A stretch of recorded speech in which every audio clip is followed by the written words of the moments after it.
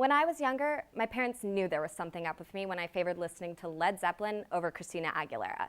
Now, don't get me wrong, I can totally get down with some vintage Britney, but I've always had a different approach to music than my peers, which is something your company, Pitchfork Media, and I, Tessa Patel, have in common. At its roots, Pitchfork is a music blog. As an undergrad, I focused in both journalism and electronic communication, enabling me to be the perfect contributor for your website, as I'm well-versed in media research and translating it into words. I also co-created a blog titled Bode, which is dedicated to featuring up-and-coming artists and musicians in various creative hubs. With the innovative content on Pitchfork TV, I know I could be an asset because I'm comfortable in front of the camera.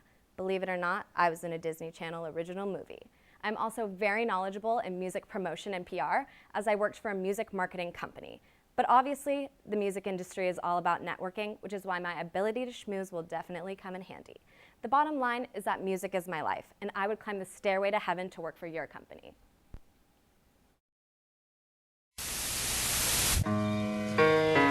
It's just a public service announcement, sponsored by Just Blaze and the good folks at Rockefeller Records.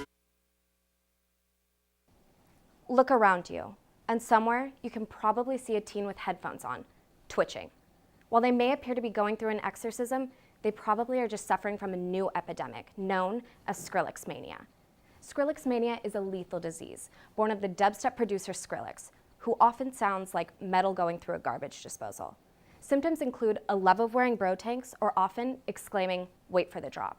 If you or someone you love is affected by a constant desire to listen to Skrillex, take the pledge to stop the drop at endskrillexmania.com.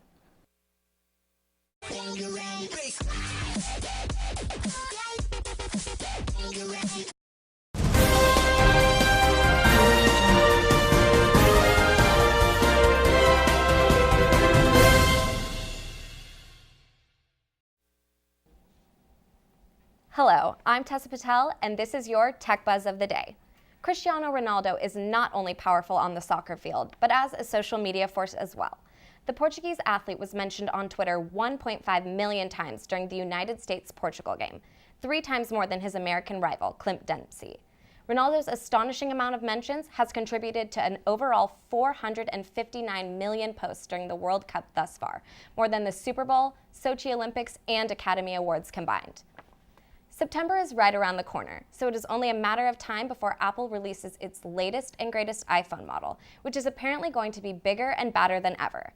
According to reports, suppliers are beginning to work on the 2 new iPhone display screens, around 5 inches across and an inch larger than the previous model.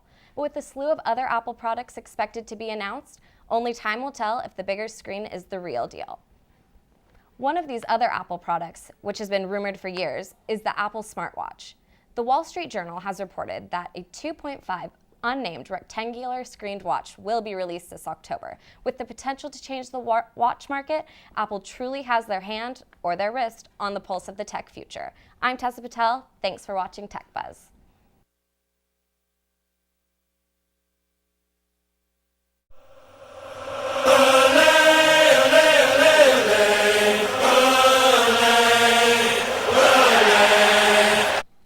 Hi, I'm Tessa Patel, and this is your World Cup Roundup.